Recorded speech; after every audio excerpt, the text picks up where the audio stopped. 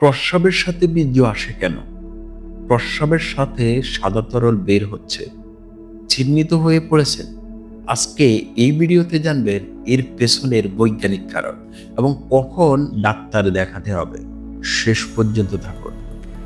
আসসালামু আলাইকুম প্রিয় দর্শকবিন্দু, আজকের ভিডিওতে আমরা কথা বলবো পুরুষদের একটি কমন কিন্তু কম আলোচিত সমস্যা নিয়ে।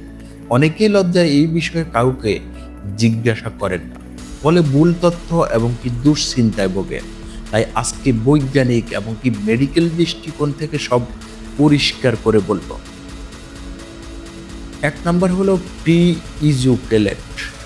প্রথমত জানা দরকার পুরুষের প্রজনন সিস্টেমে কয়েকটি গ্রন্থি আছে।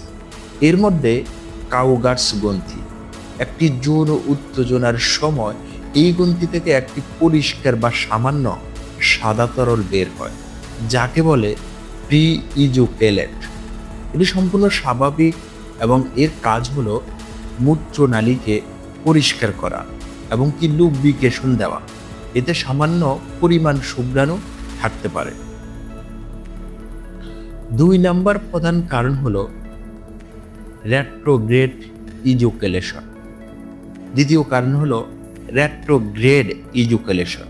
এটা একটা মেডিকেল কন্ডিশন যেখানে বীর্য বাইরে না আসে মূত্র থলিতে চলে যায়।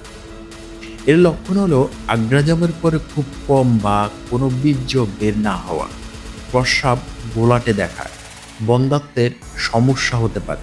এটা সাধারণ ডায়াবেটিস, প্রসেসড সার্জারি বা কিছু ওষুধের পার্শ্ব প্রতিক্রিয়ায় হয়। 3 নম্বর প্রধান কারণ হলো ইনফেকশন বা প্রদাহ। তৃতীয় গুরুত্বপূর্ণ হলো কারণ হলো সংক্রমণ, অস্টাইটিস, প্রস্রাব গ্রন্থির প্রদাহ, প্রস্রাবে জ্বালা পোড়া, তলপেট ব্যথা, সাদা বা হলুদ বাপস্রাব, মূত্রনালীর সংক্রমণ ইউটিআই, ঘন ঘন প্রস্রাব হওয়া, প্রস্রাবে দুর্গন্ধ হওয়া, জ্বর আসতে পারে। এসব ক্ষেত্রে অবশ্যই ডাক্তারের পরামর্শ নিতে হবে এবং অ্যান্টিবায়োটিক লাগতে পারে। 4 নাম্বার হলো স্পার্মাটোরিয়া।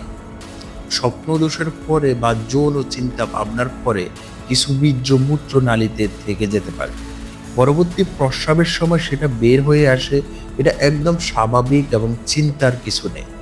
বিশেষ করে তরুণদের ক্ষেত্রে এটা বেশি দেখা যায়। কখন ডাক্তার দেখাবেন? সতর্ক সংকেত। এখন জানা যাক কখন অবশ্যই ডাক্তার দেখাতে হবে। জরুরি লক্ষণসমূহ: প্রস্রাবে রক্ত আসা, তীব্র ব্যথা, জ্বালা পোড়া, জ্বর বা সর্দি, দুর্গন্ধযুক্ত স্রাব, ঘন হলুদ বা সবুজ রঙের স্রাব, যৌন সক্ষমতার সমস্যা, প্রস্রাব বন্ধ হয়ে যাওয়া বা কম হওয়া।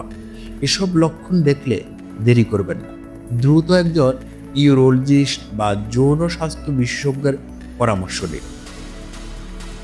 এখন আসি প্রতিরোধ ও স্বাস্থ্যকর অভ্যাস। প্রতিরোধের উপায় কি? পর্যাপ্ত পানি পান করুন, দিনে 8 থেকে 10 গ্লাস পানি পান করুন। ব্যক্তিগত পরিচ্ছন্নতা বজায় রাখুন, নিরাপদ যৌন সম্পর্ক বজায় রাখুন, প্রস্রাব চেপে রাখবেন না, স্বাস্থ্যকর খাবার এবং নিয়মিত ব্যায়াম করুন। ডায়াবেটিস থাকলে নিয়ন্ত্রণে রাখুন। মনে রাখবেন, শরীরে যে কোনো পরিবর্তন সম্পর্কে সচেতন থাকা খুবই গুরুত্বপূর্ণ।